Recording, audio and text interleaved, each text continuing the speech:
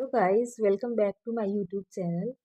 तो आज का टॉपिक हमारा होने वाला है ऐसे 501, जो कि है specific consideration for selected items. तो पहले मैं बता दूं कि ये सीरीज़ मैं स्टार्ट कर रही हूँ क्योंकि स्कूल में जब हम पढ़ाई करते थे तो ऐसा होता था ना कि हमें कोई कॉन्सेप्ट जो है समझ में नहीं आ रहा तो हम अपनी फ्रेंड से पूछते थे और फ्रेंड हमारे समझाते थे तो हमें बहुत अच्छे से समझ में आता था। तो इसलिए मैं भी एक स्टूडेंट हूँ। मैंने इसके ऊपर मतलब लॉजिकली इसके सारे लॉजिक्स ढूँढे हैं, लॉजिक से समझे उसके बाद मैं आपको ये चीज़ समझा रही हूँ, ठीक है? तो आईसीआई का आजकल पैटर्न चेंज हो रहा है क्योंकि अब हम ऑडिट को रट के पास नहीं हो सकते, अब हमें कॉन्सेप्ट समझना पड़ेगा। और कॉन्सेप्ट समझने के लिए अच्छा सा मतलब लेक्चर तो अच्छा होना ही चाहिए, कॉन्सेप्चुअलाइज्ड होना चाहिए। तो आज हम स्टार्ट करने वाले हैं इन्वेंट्री का टॉपिक। मेनली इन्वेंट्री पे आज बात होगी। तो बिना टाइम वेस्ट किए स्टार्ट करते हैं। तो अपनी अपनी आईसीआई बुक्स निकाल लेना। आईसीआई बुक्स से ही हम सारे टॉपिक्स कवर करेंगे। तो सबसे पहला इन्वेंट्री वाले टॉपिक में पहला है कि attendance and physical inventory counting. तो पहले तो आप खुद को कंसीडर करना है कि हम खुद ही ऑडिटर हैं। अपने आप को समझो कि मैं ऑडिटर हूँ, क्योंकि ये बहुत प्रैक्टिकल टॉपिक है। तो अगर मैं ऑडिटर हूँ तो मुझे ऑडिट ऑडिट के लिए जाना है, ठीक है? इन्वेंट्री का ऑडिट करना है तो मुझे ऑडिट करने जाना है, वेयर हाउस जाना पड़ेगा, ठीक है? तो सबसे पहले इसमें टॉपिक है कि attendance eight physical inventory counting. तो उसके लिए सबसे सबसे फर्स्ट स्टेप हमारा क्या होगा? सबसे पहले क्या करेंगे? तो सबसे पहले हम ये देखेंगे कि मैनेजमेंट ने जो इंस्ट्रक्शंस दिए हैं, प्रोसीजर दिए हैं, वो सही सही इंस्ट्रक्शन है नहीं, करेक्ट प्रोसीजर है या नहीं। तो पहले उनके इंस्ट्रक्शंस को और प्रोसीजर को हम इवेल्युएट करेंगे, उसको चेक करेंगे। फिर उसके बाद सेकंड पॉइंट आता है कि observe the performance of management count procedure. तो इसके बाद मैं ऑडिटर हूँ, तो इंस्ट्रक्शंस तो मैंने पहले देख लिए। फिर इंस्ट्रक्शंस देखने के बाद मैं दूसरे स्टेप में क्या करूँगी कि मैं खुद जाऊँगी, ठीक है? वेयर हाउस में मैं खुद जाऊँगी, जहाँ पे जो उनके एम्प्लॉय हैं, वो ये प्रोसीजर लगा रहे होंगे कि काउंटिंग कर रहे होंगे। तो मैं वहाँ पे जाऊँगी। ऑब्ज़र्व करना मतलब होता है कि मैं बस वहाँ पे खड़े होके देखूँगी और उनको ऑब्ज़र्व करूँगी कि अ, जो इंस्ट्रक्शन है वो सही से ये फ़ॉलो कर रहे हैं, ये नहीं कर रहे हैं। फिर थर्ड पॉइंट है, इंस्पेक्ट करेंगे इन्वेंट्री को। इंस्पेक्ट करना मतलब होता है कि उनमें से कोई बॉक्सेस उठा के मैं देखूँगी, उसके अंदर सही प्रोडक्ट है या नहीं है। कोई डिफेक्टिव प्रोडक्ट को तो सही में नहीं रख रहे हैं, तो ये चीज़ इसमें आ जाता है, इंस्पेक्ट द इन्वेंट्री में आ जाता है। फिर फोर्थ पॉइंट है, perform test count. Test count मतलब होता है कि एक सैंपल उठा लूँगी मैं, ठीक है? उस इन्वेंट्री में से एक सैंपल ले लेंगे कि इतने से इतने तक का सैंपल बना लेंगे और उसमें से उस उतने चीज़ों को हम काउंट करके देखेंगे। मतलब मैं ऑडिटर हूँ, तो मैं खुद काउंट करके देखूँगी कुछ चीज़ों को कि काउंटिंग सही हो रही है या नहीं हो रही है। तो इसके मेनली 4 पॉइंट है, ये हमारे आईसीआई बुक में दिया हुआ है। फिर उसके बाद इसी में एक सेकंड पॉइंट है कि जैसे हमने इन्वेंट्री तो काउंट किया, वेयर हाउस में जाके काउंट किया।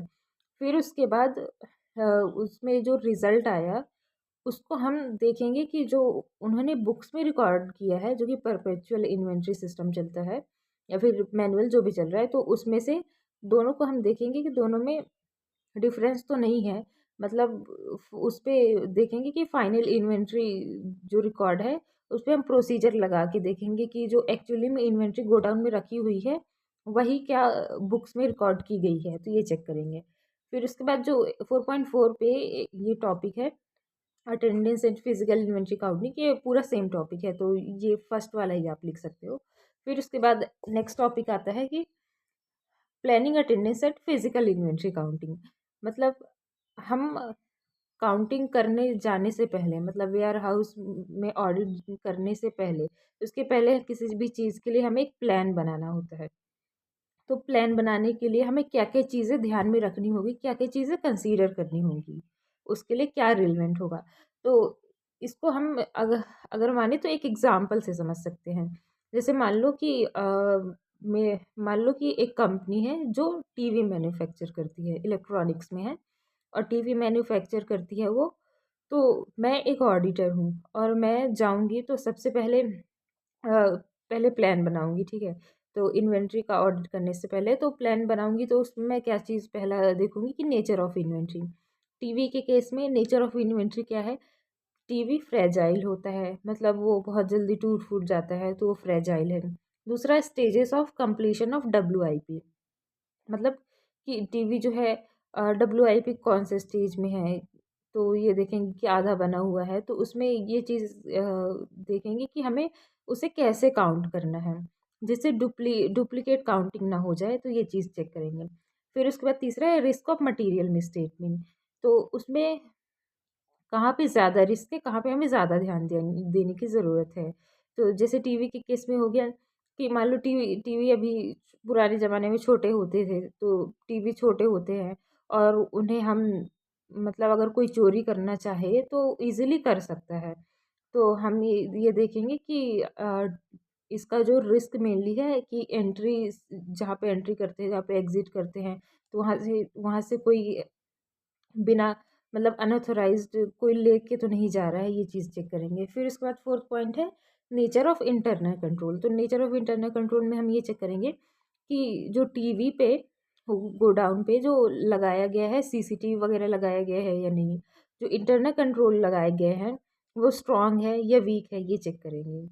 फिर उसके बाद आता है कि मैनेजमेंट ने जो है एडुकेट प्रोसीजर जो बनाए हैं, इंस्ट्रक्शंस दिए हैं, वो एक्चुअली में सही से हो रहे हैं या नहीं, इस सही से फॉलो हो रहे हैं या नहीं हो रहे हैं, ये देखेंगे। उसके बाद अगला पॉइंट है timing of physical inventory counting, मतलब कि हमें फिजिकल इन्वेंट्री काउंटिंग कब करनी है, ये भी हम देखेंगे। फाइनेंशियल स्टेटमेंट जब बनते हैं, मतलब 31 मार्च को करनी है या फिर उसके पहले या बाद में करनी है, ये भी देखना है। तो ये सारी चीज़ें हम प्लानिंग में आ जाती है।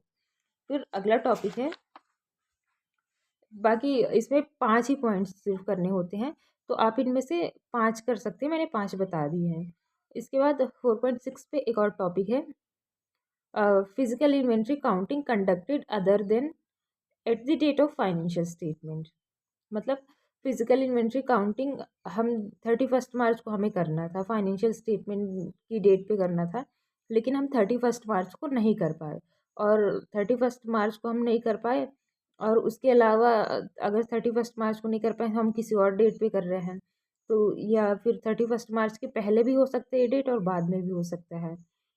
तो इसमें एक और चीज़ हमें परफॉर्म करनी पड़ेगी, ऑडिट प्रोसीजर हमें उन जो 31 मार्च है और जिस दिन हम एक्चुअली काउंट कर रहे हैं इन्वेंट्री, तो उन दोनों के बीच में भी कुछ ट्रांजैक्शंस हुए होंगे, तो उस पे भी हमें ऑडिट प्रोसीजर लगाना पड़ेगा, उस पे ऑडिट प्रोसीजर लगाना पड़ेगा और एविडेंस लेना पड़ेगा कि वो सारी चीज़ें भी रिकॉर्ड हुई है या नहीं हुई है। फिर उसके बाद इसमें 3 चीज़ें बुक में दी गई है कि 3 चीज़ें हमें कंसीडर करनी है कि परपेचुअल इन्वेंट्री रिकॉर्ड, सबको पता होगा कि परपेचुअल इन्वेंट्री रिकॉर्ड क्या होता है, कि जिसमें रियल टाइम बेसिस पे सारी चीज़ों का रिकॉर्ड रहता है, तो परपेचुअल इन्वेंट्री रिकॉर्ड होता है। तो इसमें देखेंगे कि प्रॉपरली एडजस्ट किया है जो काउंट डेट और 31 मार्च है, बैलेंस शीट डेट दोनों के बीच में जो ट्रांजेक्शन हुए हैं, तो उस पर प्रॉपरली बुक में एडजस्ट किया है या नहीं किया गया है। और वो जो परपेचुअल इन्वेंट्री रिकॉर्ड है वो कितना रिलायबल है भी या नहीं है, ये देखना पड़ेगा। और अगर कोई डिफरेंस है, जैसे हमने काउंट किया तो पता चला उसमें 100 यूनिट है और परपेचुअल इन्वेंट्री रिकॉर्ड में हमें दिखाई दे रहा है कि 110 यूनिट है, तो जो 10 यूनिट का डिफरेंस है उसके लिए हम रीज़न जानेंगे कि इसका क्या रीज़न है, ये क्यों डिफरेंस आ रहा है, ये हम पूछेंगे उनसे। फिर उसके बाद अगला पॉइंट है, अगला टॉपिक आ रहा है कि अगर auditor unable to attend physical inventory counting, मतलब ऑडिटर फिजिकल इन्वेंट्री काउंट पे जा ही नहीं पाया किसी वजह से, तो अगर नहीं जा पाया तो फिजिकल इन्वेंट्री काउंटिंग, तो हम किसी और डेट पे 31 मार्च को नहीं जा पाया या फिर जिस दिन प्लान किया था उस दिन नहीं जा पाया ना काउंटिंग पे, अटेंडेंस वहाँ पे वेयर हाउस नहीं जा पाया, तो फिर हम किसी और डेट पे कर लेंगे, अल्टरनेटिव डेट पे जाके फिजिकल काउंटिंग कर लेंगे, ठीक है। और जिस जिस दिन जाएंगे, जैसे जिस दिन 31 मार्च को जाना था और जिस दिन जाएंगे, उन दोनों के बीच में जो ट्रांजैक्शंस हुए हैं उस पे भी ऑडिट प्रोसीजर लगाना होता है, ये सब जगह ये लगाना ही होता है। फिर उसके बाद अगला है कि attendance and physical inventory counting becomes impracticable, मतलब कि हम जा ही नहीं पा रहे हैं किसी वजह से, हम काउंटिंग पे जा ही नहीं पा रहे हैं, वेयर हाउस हम जा ही नहीं सकते। या तो वो वेयर हाउस ऐसी जगह है जहाँ पे मतलब ऑडिटर की जान को खतरा है, या फिर वॉर हो गया, या फिर कुछ ऐसी चीज़ हो गई कि ऑडिटर अब पॉसिबल नहीं है कि वहाँ पे वो पहुँच पाए और वहाँ पे काउंटिंग कर सके, तो काउंटिंग परफॉर्मेंस देख सके। तो उस केस में वो क्या करेगा, कुछ ऑल्टरनेटिव ऑडिट प्रोसीजर लगाएगा। ऑल्टरनेटिव ऑडिट प्रोसीजर लगा के सफिशिएंट एप्रोप्रिएट ऑडिट एविडेंस लेने की कोशिश करेगा। अगर ऑल्टरनेटिव ऑडिट प्रोसीजर उसने लगाया, फिर भी उसे सफिशिएंट एप्रोप्रिएट ऑडिट एविडेंस नहीं मिल रहा, सेटिस्फैक्ट्री एविडेंस नहीं मिल रहा, तो फिर लास्ट हथियार वही होता है ऑडिटर का कि हम मॉडिफाई कर देंगे, एज पर SS 705 हम ऑडिट ओपिनियन जो है मॉडिफाई कर देंगे। ये है इसमें। और इसमें एक और पॉइंट आता है जो मेनली मैंने देखा है कि क्वेश्चन पेपर्स में क्या होता है, सारे क्वेश्चन पेपर में एक तो ऐसा क्वेश्चन आता है जो मतलब बहुत इम्पोर्टेंट भी नहीं होता है, पर बीच में से कहीं से आ जाता है। तो इसमें एक और पॉइंट है जो उसमें आ सकता है कि general inconvenience to the auditor, ये एक मतलब इम्प्रैक्टिकेबल वाली सिचुएशन नहीं मानेंगे कि ये जनरल इनकन्वीनियंस मतलब हो गया कि उसे मुश्किल आ रही है वहाँ तक जाने में, या फिर टाइम ज़्यादा लग रहा है, या फिर कॉस्ट ज़्यादा लग रहा है, तो ये सारी चीज़ें इम्प्रैक्टिकेबल सिचुएशन में नहीं आती हैं। फिर उसके बाद अगला पॉइंट है, जब inventory under the custody and control of a third party, जब इन्वेंट्री जो है थर्ड पार्टी की कस्टडी और कंट्रोल में है, तो इस केस में हम क्या करेंगे। तो ऑडिटर क्या प्रोसीजर लगाएगा, पहला तो वो रिक्वेस्ट करेगा, जैसे थर्ड पार्टी है कोई, या फिर कोल्ड स्टोरेज किसी के पास हमने रखा है अपना सामान, तो पहले तो ऑडिटर पहला चीज़ क्या करेगा ऑडिट प्रोसीजर में, कि हम उसे रिक्वेस्ट करेंगे थर्ड पार्टी से कि कंफर्मेशन दे दो हम हमें कि कितना सामान तुम्हारे यहाँ रखा हुआ है, उसकी का भी कंडीशन क्या है। तो इसके लिए हम उसको कहेंगे थर्ड पार्टी को कंफर्मेशन दे दो। अगर कंफर्मेशन हमें मिल गया पर सेटिस्फैक्टरी हमें नहीं लग रही, नहीं हमें लग रहा है कि वो झूठ बोल रहा है, तो हम सेकंड प्रोसीजर क्या करेंगे कि इंस्पेक्शन करेंगे। सेकंड प्रोसीजर यही है कि हम जाके इंस्पेक्शन करेंगे, या फिर वो पॉसिबल नहीं है तो अदर ऑडिट प्रोसीजर लगाएंगे। अब ये भी एक इम्पॉर्टेंट टॉपिक है कि अदर ऑडिट प्रोसीजर्स में क्या क्या पॉइंट्स आते हैं। तो अदर ऑडिट प्रोसीजर्स में हम क्या क्या लगा सकते हैं, पहला तो इंस्पेक्टिंग डॉक्यूमेंटेशन, मतलब इन्वेंट्री का जो है कुछ कुछ डॉक्यूमेंट्स होते हैं जैसे वेयर हाउस रिसीट, तो उन सब में लिखा होता है क्वांटिटी कंडीशंस, तो डॉक्यूमेंट्स हम इंस्पेक्ट कर लेंगे। इंस्पेक्ट करने से उससे हमें पता चल जाएगा, इससे एविडेंस ले सकते हैं। ये एग्जांपल है इनके। फिर उसके बाद अदर ऑडिट प्रोसीजर के में और भी हो सकते हैं। फिर दूसरा ये है कि मान लो हमने इन्वेंट्री को एज अ कोलेटरल रखा है, मतलब जैसे बैंक में हमने इन्वेंट्री को एज अ कोलेटरल रखा है और उससे लोन उठाया है, तो उस केस में हम क्या करेंगे, कंफर्मेशन रिक्वेस्ट करेंगे बैंक से। बैंक को बोलेंगे कि इस क्लाइंट का तुमने इतना इतना इन्वेंट्री कोलेटरल रखा हुआ है, मतलब कितना रखा हुआ है कंफर्म कर दो, तो वो बैंक कंफर्मेशन दे देगा। वो भी रिलायबल एविडेंस होता है। फिर उसके बाद अगला है कि या तो पॉसिबल है तो खुद जाके अटेंड करेंगे कि inventory physical counting of inventory में वेयर हाउस जाके खुद ही देखेंगे कि सही से हो रहा है या नहीं, या फिर अरेंज करेंगे कोई अदर ऑडिटर, मतलब कोई अदर ऑडिटर मिल जाए तो उसको भेजेंगे कि तुम जाके देखो वहाँ पे अकाउंट प्रोसीजर कैसा हो रहा है, सही से हो रहा है या नहीं, क्या कंडीशंस है। और इसके बाद एक और पॉइंट है कि दूसरे ऑडिटर का रिपोर्ट हम देखेंगे, मंगवा लेंगे और वो चेक करेंगे। या फिर service auditor report, service auditor यहाँ पे समझो कि सब सर्विस ऑडिटर होता क्या है। सर्विस ऑडिटर वो होता है कि जैसे कभी कभी कंपनी सिर्फ वेयर हाउस के लिए, जैसे इन्वेंट्री केस में वेयर हाउस के लिए हमने एक ऑडिटर अपॉइंट कर लिया, ये जो कि चेक करके बताता है पूरा कि तुम्हारे इन्वेंट्री की क्वांटिटी कंडीशन इंटरनल कंट्रोल ये सारी चीज़ें बताता है, इंटरनल कंट्रोल कैसी है ये सब चीज़ बताता है। तो हम या फिर दूसरे ऑडिटर की रिपोर्ट ले लेंगे या फिर सर्विस ऑडिटर की रिपोर्ट ले लेंगे कि जो इंटरनल कंट्रोल वहाँ के थर्ड पार्टी के वहाँ पे सही से हैं या नहीं, उनकी कंडीशन सही है या नहीं।